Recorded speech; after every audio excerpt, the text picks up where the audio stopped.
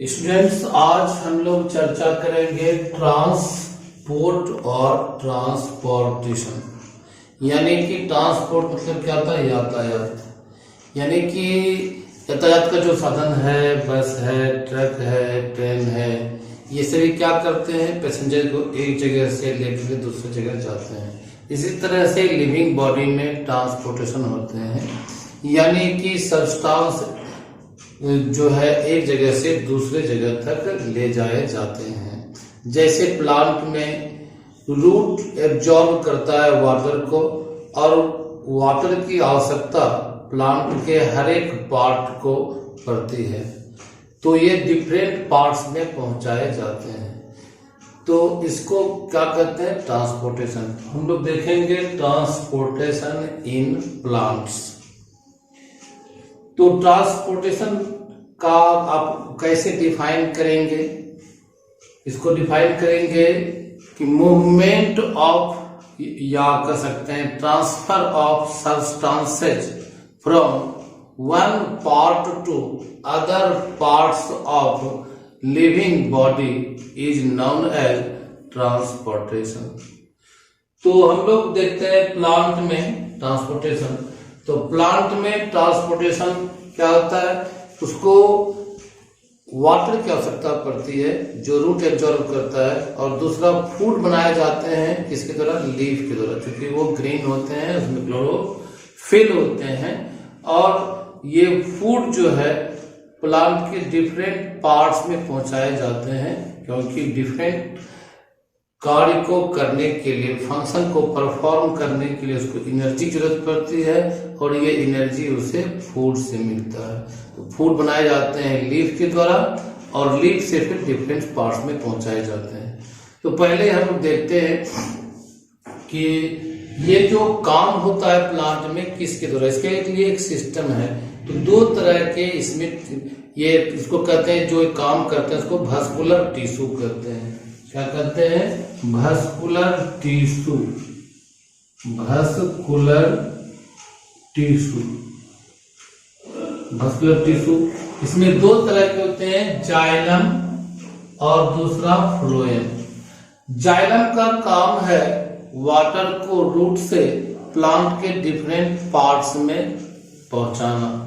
यानी कि xylem is responsible for conduction of water and minerals from root to different parts of plants.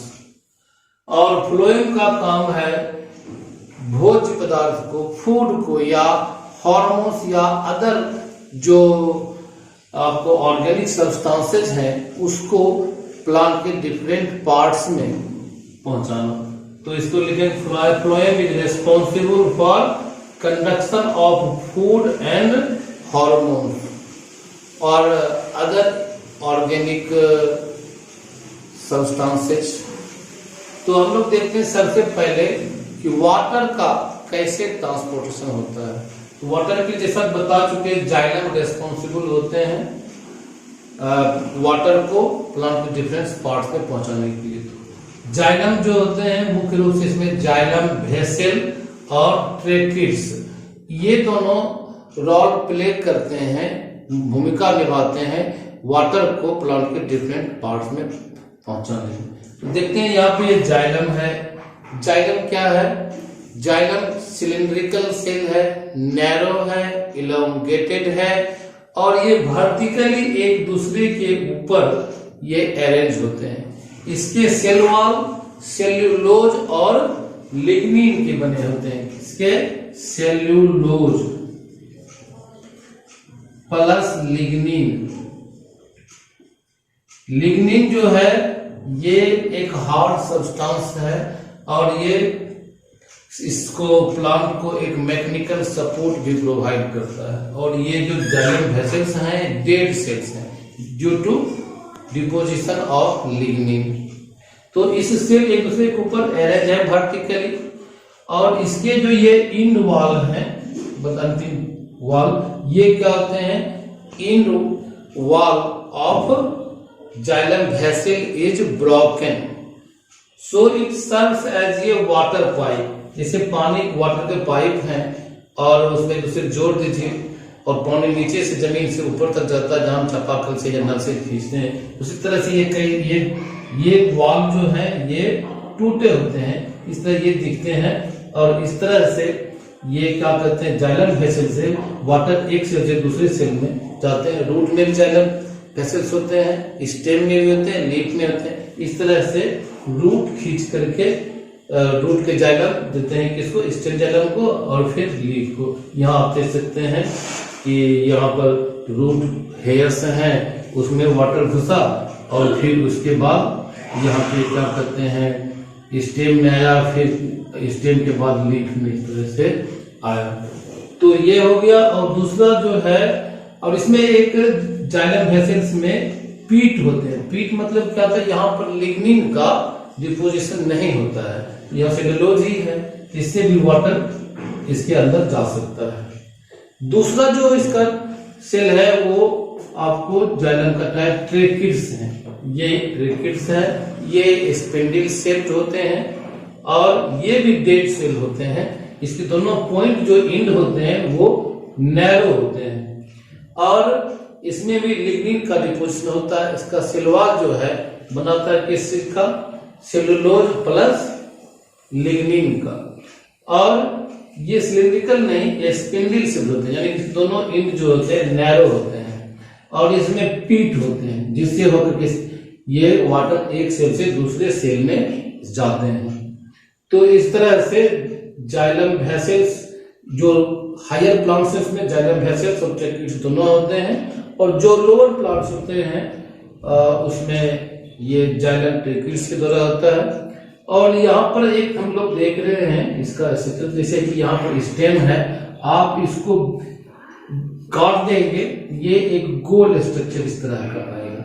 इसका जो बाहरी जो ये सरफेस है इसको कहते हैं एपिडर्मिस। एपी मतलब ऊपर का, ऊपरी त्वचा कहते हैं। ये यहाँ दिखाया गया है एपिडर्मिस। इसके नीचे जिसे ये अंदर घुसेंगे, जिसे ये मान लीजिए ये है पहला एपिडर्मिस, इसके बाद ये लेयर कई लेयर होते हैं, उसको कॉर्टेक्स कहते हैं। और फिर इधर जाएंगे कि ये इंडोडर्मिस है, और इंडोडर्मिस के बाद जो है पेरिसाइकिल, फिर ये जाइलम है। ये स्ट्रक्चर दिखाया गया है। ये इसलिए दिखाया गया कि देखेंगे वाटर का फ्लो कैसे होता है सीक्वेंस में। अब आगे हम देखते हैं दूसरे डायग्राम की सहायता से।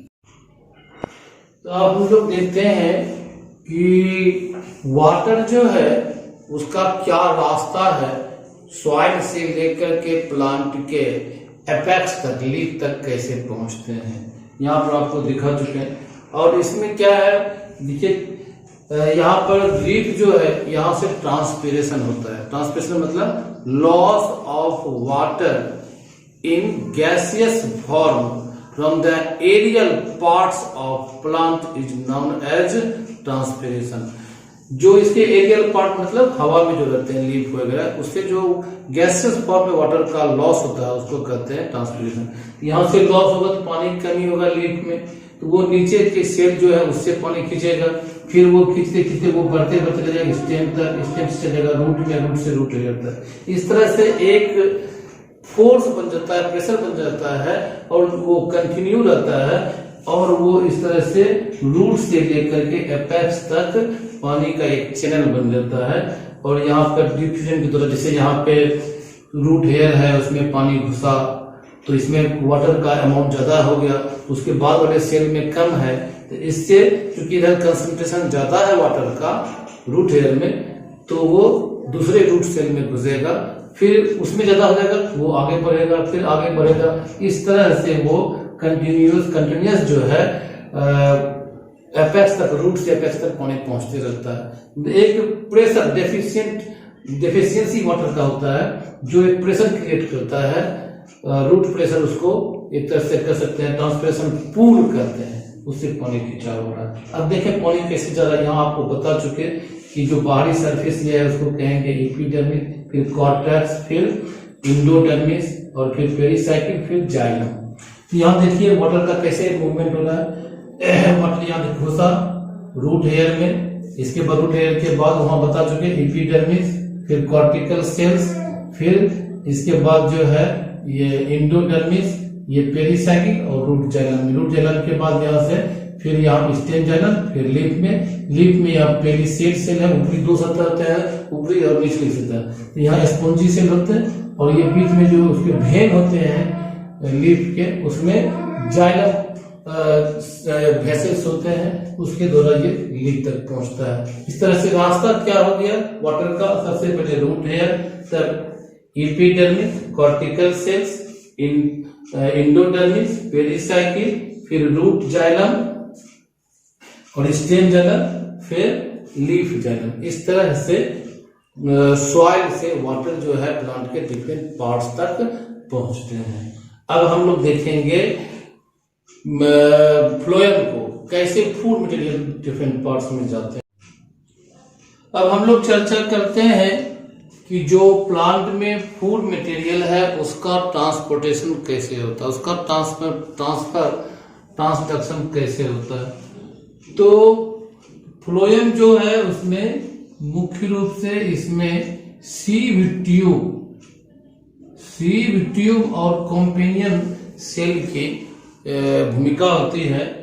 तो सीव ट्यूब जो है ये क्या है, ये देखें एक साथ ये सीव ट्यूब है और ये लिविंग सेल है और ये इलोंगेटेड होते हैं, नैरो होते हैं, सिलिंड्रिकल होते हैं, लेकिन इसमें न्यूक्लियस नहीं होते हैं। इसके सेल वॉल सेलुलोज के बने थे क्योंकि ये लिविंग होते हैं। और कॉम्पेनियन सेल जो है ये क्या होते हैं, ये स्पिंडल शेप होते हैं। ये देख रहे हैं स्पिंडल शेप, इसमें न्यूक्लियस भी होते हैं और साइटोप्लाज्म भी होते हैं, जबकि सीव ट्यूब में ये साइटोप्लाज्म होते हैं, न्यूक्लियस नहीं होते हैं। और सीव ट्यूब में जो इंड्स वॉल होते हैं वो टूटे हुए नहीं होते हैं बल्कि छिद्रदार होते हैं, परफोरेटेड होते हैं और ये सीव प्लेट बनाते हैं जिसके माध्यम से फूड मटेरियल एक सेल से दूसरे सेल में जाते हैं।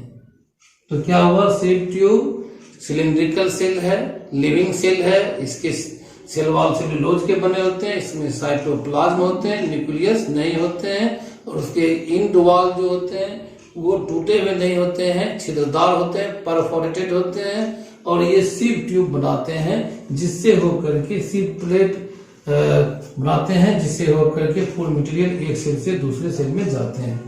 और कॉम्पेनियन सेल जो है वो स्पिंडल शेप होते हैं। इस तरह से अलग में भी आप बना के ये दिखा सकते हैं। इस तरह ये दोनों इंड इसके नैरो होते हैं और इसके भी सेल वॉल जो है वो सेलुलोज के बने होते हैं, ये लिविंग होते हैं। इसमें साइटोप्लाज्म और न्यूक्लियस दोनों ही होते हैं और ये हमेशा सीव ट्यूब के साथ ही पाए जाते हैं, इसलिए इसको कहते हैं कॉम्पेनियन सेल। कॉम्पनी मतलब साथ ही पाए जाते हैं।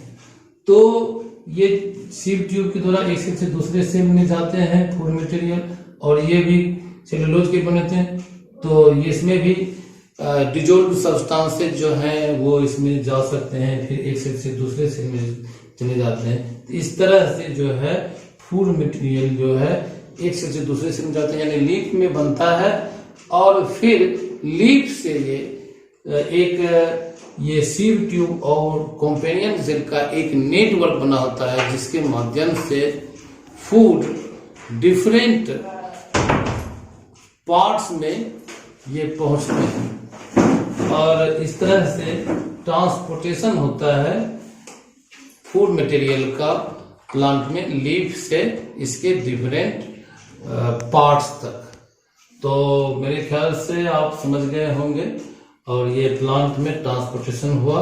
अब इसके बाद जो है हम लोग ह्यूमन में बताएंगे ट्रांसपोर्टेशन और आज का क्लास यहीं समाप्त होता है। धन्यवाद।